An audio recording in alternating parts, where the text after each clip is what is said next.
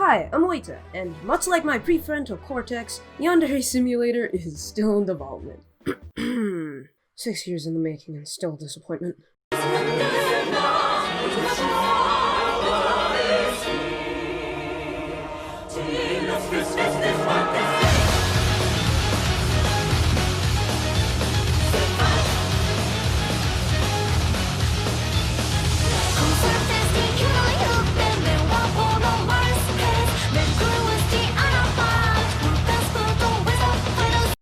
Also, before I start, I'd like to say that I don't mean this video as a hate video. Especially if you're a fan of the game, I think you should watch this to, just to see other sides.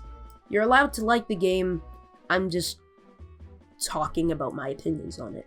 Now, if you're unfamiliar with the hair-dyed hell that was 2015 YouTube, and the simulator game craze, let me explain. Technically, I have to go to the game's official beginning, back in 2014, to explain this all. Where Alex Mahan, aka YandereDev, came up with the idea for a Hitman-like stealth assassination game, but with a crazy anime girl that wants to get her senpai to notice her, and posted said idea on 4chan's V-board. This spawned a few more threads in which he and many others brainstormed ideas for when he eventually started development on this Yandere simulator. During the beginning months of 2015, there was a sudden spike of interest in the game, to the point where big Let's Players at the time, like PewDiePie and Markiplier, were playing it.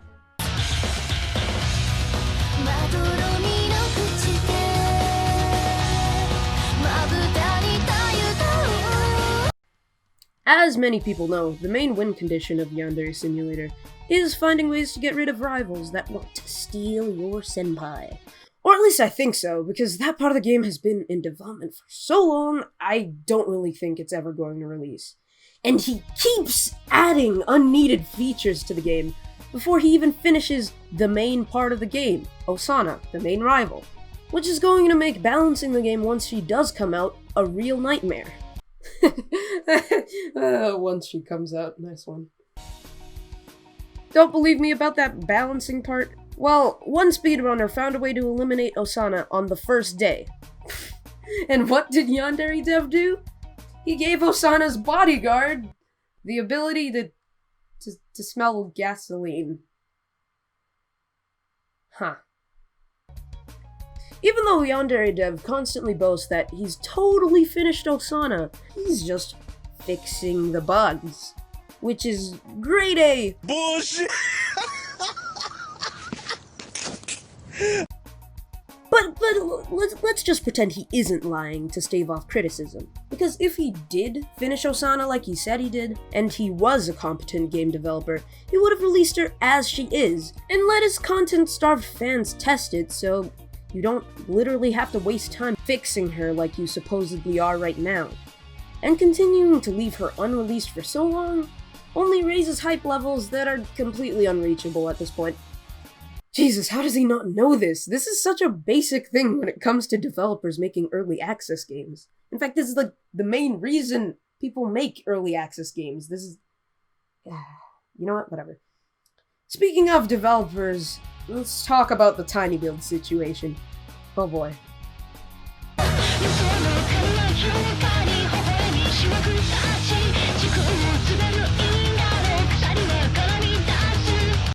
And in 2017, a mainly indie publisher by the name of TinyBuild offered to help out YandereDev with development of the game by hiring an experienced programmer to improve his code.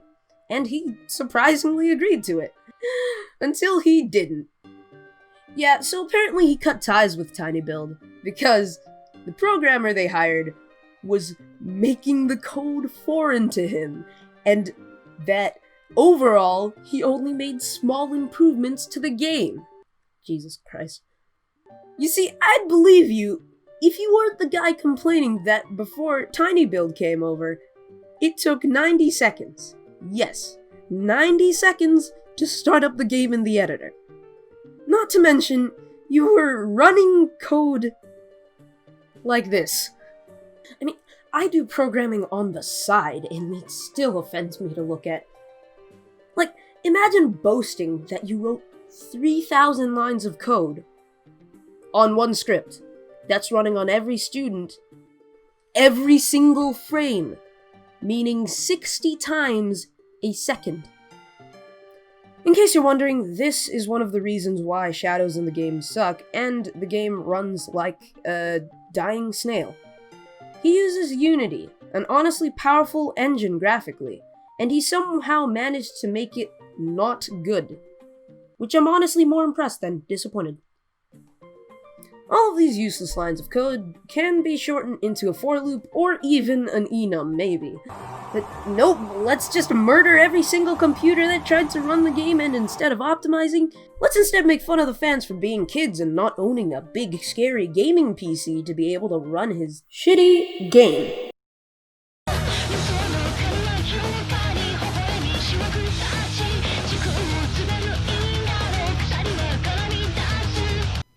Gremlins crave attention more than anything else.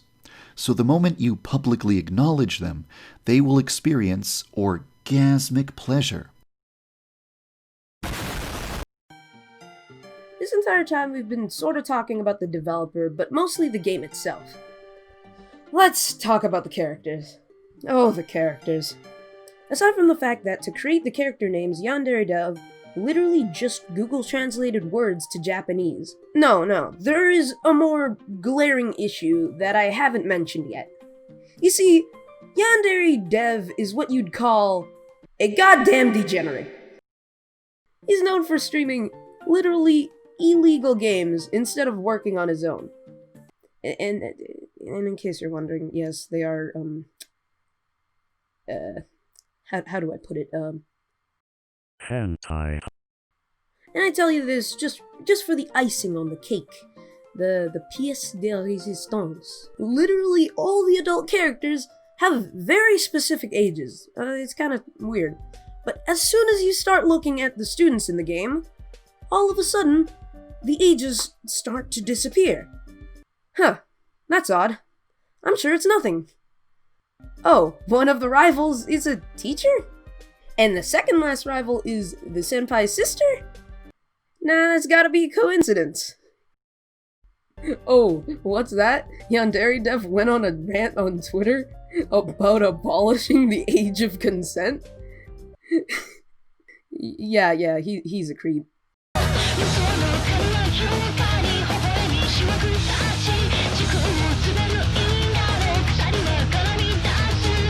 Fun fact, Yandere Simulator is still doing a collaboration with a hentai game, and he is including his student characters for the collaboration. His student characters, who are in high school. So, YandereDev actually responded to one of my DMs. And you might be wondering, oh boy, did you totally own him in a heated debate? And to that I say, of course not, it's YandereDev we're talking about. As soon as he faces the slightest bit of criticism, he flees.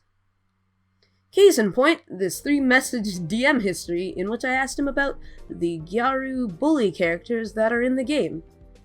And for those of you who don't know what Gyaru is, I envy your innocence. Very much so. Because Gyaru is a Japanese fashion trend that was popular among Japanese girls in the mid-2000s. And you might be saying, oh, that doesn't seem that bad. You're probably overreacting. And yeah, that's what most people would say before they actually, see what it is. This, borderline racist fashion trend also snuck its way into anime, and that's the reason it's in Yandere Simulator. Hi, I have a question about Yandere Simulator. Are the bully characters actually black, or are they Gyaru? Gairu. Do you think that would sort of be controversial to go with? Hey, Chief, are you gonna answer this or not? Yeah, so as soon as I asked him the second question, he straight up refused to reply further.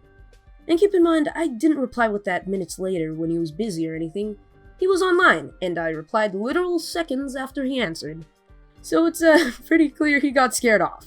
Everything they believe about you could be debunked if they simply spoke to you and asked for an explanation. But they have no interest in doing that. One alternative to this controversial inclusion to the game is to just state that the characters are black and be done with it, or even just brighten their skin tone or something. I'm gonna be honest here, literally anything is better than this.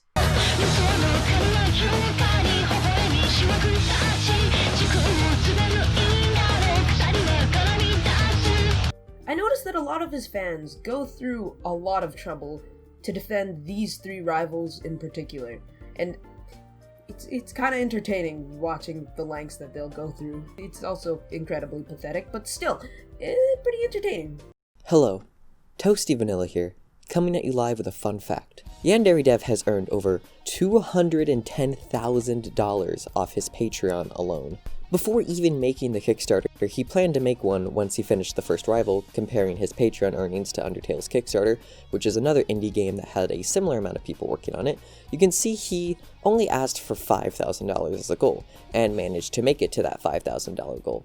YandereDev's $210,000 isn't even counting Twitch donations or YouTube revenue, and Yandere Simulator hasn't finished development in 6 years, whereas Undertale's developer still finished the game in under 3 years with his $50,000. Now, to put that into perspective, that means YandereDev has been making a $35K salary, which is equivalent to a retail spa manager or a licensed therapist, which you might have to go to college for. So he's making a trade school or college required job by doing virtually nothing. And that's only including Patreon money. That's not factoring in YouTube money. With my estimates, I did my own research because I am an excellent YouTuber who you should definitely subscribe to. Now, if we take into account how much money he makes on YouTube or Twitch, it tends to round about to what I would say 50 to 60K per year, which is around the salary that a full-time clown would make, which is very reflective of what he does. Just saying.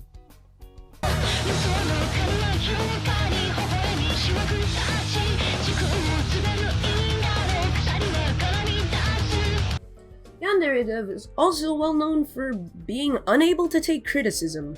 And by can't take criticism, I don't mean I will insult you and disguise it as criticism.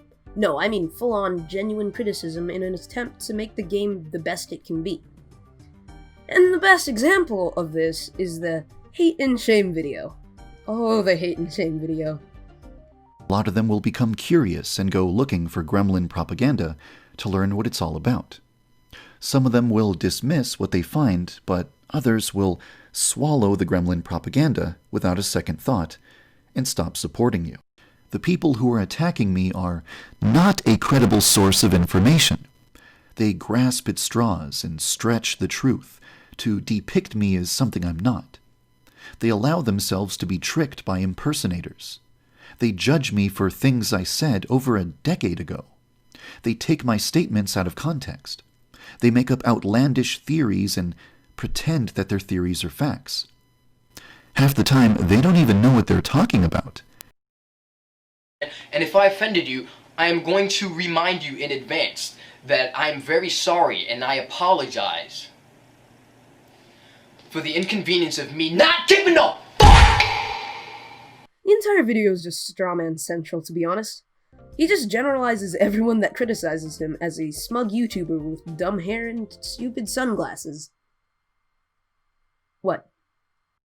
He even bought the Yandere Simulator subreddit so he can censor and delete posts that even remotely talk about his game in a negative light. Let's do an experiment, actually. Once this video is uploaded, I will post it on the Yandere Simulator subreddit, and I will leave the link to said post in the description, and we will see how long it takes for it to be deleted. He also instantly bans people from his Discord server for even mentioning the YandereDev chalice meme, and it's to the point where it became a speedrun to see how long you could last on the server before you're banned. The current world record is under a second, which is impressive. How fast do you have to click to ban someone in under a second? He has tried many different ways of countering speedrun attempts by hiding his server behind a paywall.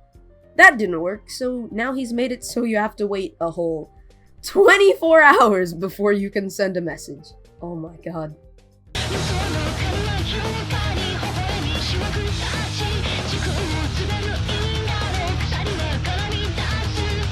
By now, you've probably realized who this video is really about. Dear God, he's a whole ass trap! In the end, what Yandere Simulator needs is for YandereDev to either quit social media and just focus on the game without any distractions, or hire a development team and work alongside them as a lead designer or something like that. But who am I kidding? We all know he's too stingy and prideful to hire a team and would rather lay around and waste his patrons' money by not working on the game. And let's be honest here, I don't think the game is ever going to release.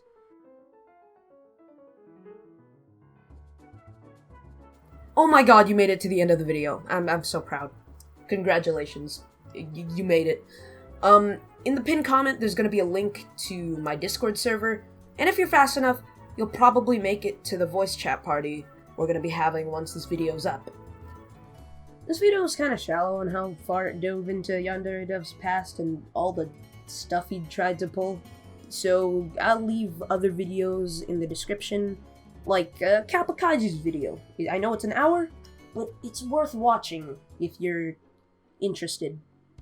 So, if you guys enjoyed that, leave a like, and also watch my last video on Sonic the Hedgehog. It was really fun to make, and sadly, it kind of got crushed under all the other Sonic reviews, but I promise, it's good. Anyways, you should join my Discord server. We're doing art contests and such and such. If you want to talk there, I'm always open. Follow my Twitter for, what am I even drawing anymore?